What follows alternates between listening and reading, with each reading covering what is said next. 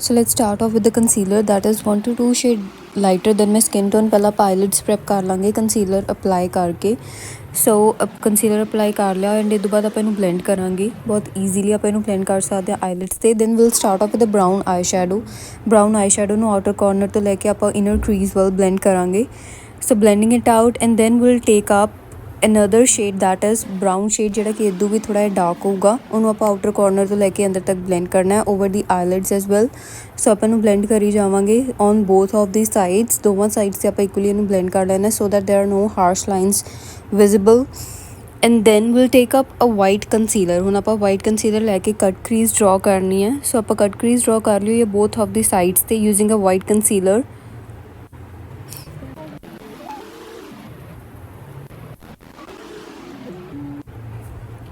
And then आप white concealer जो cut crease draw की आप पाउडर नाल सैट कर लिया।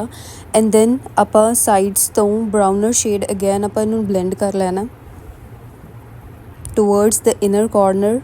And then will take up a liquid glitter लैके आप क्रीज से ड्रॉ करना है इन द एग्जैक्ट शेप जी आप ऑलरेडी कट क्रीज की शेप ड्रॉ कर चुके हैं। And then you can take any of the जोड़ा कि आप पहला ब्रश यूज़ किया सीगा दैन आप अगेन यूज़ करांगे आउटर कॉर्नर्स में चंगी तरह ब्लेंड करने लई so that there are no harsh lines visible. And then you will take up a gel liner नाल आप आउटर विंग ड्रॉ करांगे on both of the sides. Outer wing में ड्रॉ करके इस तो बाद we can just keep on blending जोड़ा कि आप आउटर विंग ड्रॉ किया आप ब्लेंड कर देंगे स्मच कर देंगे सो दैट इतने फिर अपने कोई भी हार्श लाइन ना रह जाए। तीनों शेड्स जोड़ा कि आप पहला transition shade and the darker brown shade and the gel liner वाला ब्लैकर शेड जोड़ा कि है ईजीली ब्लेंड हो जान। एंड दैन आप inner corner inner wing draw करांगे। And then will be done with applying the lashes apply करांगे आप। And then will move on to completing the base first and then under eye work आप complete करांगे। So base लिए again moisturising my skin since I have a dehydrated skin so आप again moisturise किया इनू।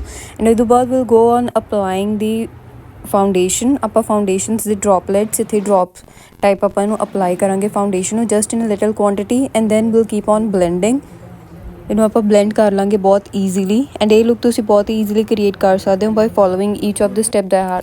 सो will keep on blending. So इनू आप blend करी चलांगे all over your face and then we'll apply a concealer that is 1 to 2 shade lighter than your skin tone।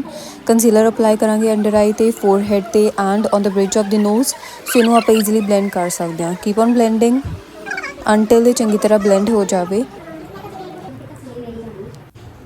And then applying the blush आप powder blush इतने apply किया over the cheeks on both of the sides.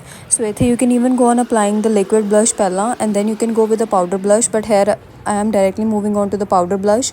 And इस तो बाद will move on to powder setting. So इस तो बाद आप पाउडर नाल सैट कर लांगे all over your face. You can skip powder setting on your cheeks to give it a more glowy effect. आप चीक्स से स्किप कर सकते हैं। And then I have applied white kajal but इस तो बाद मैं इनू ब्लैक कन्वर्ट कर दूँगी। And then smudging the under eye area and applying the mascara and you are done with the eye look. So इस तो बाद आई लुक कंप्लीट हो जाती by applying the lip gloss. पहले मैं लिप लाइन की थी उसके बाद lip gloss and you can see how the base looks flawless. Base बहुत ही ज़्यादा अपने इतने फ्लॉलेस लगी जाता। So you can create this I look quite easily bye following each of the step that I have created. If you like this look do like the video create कर सकते हो। So do follow since I will be posting more of such tutorials.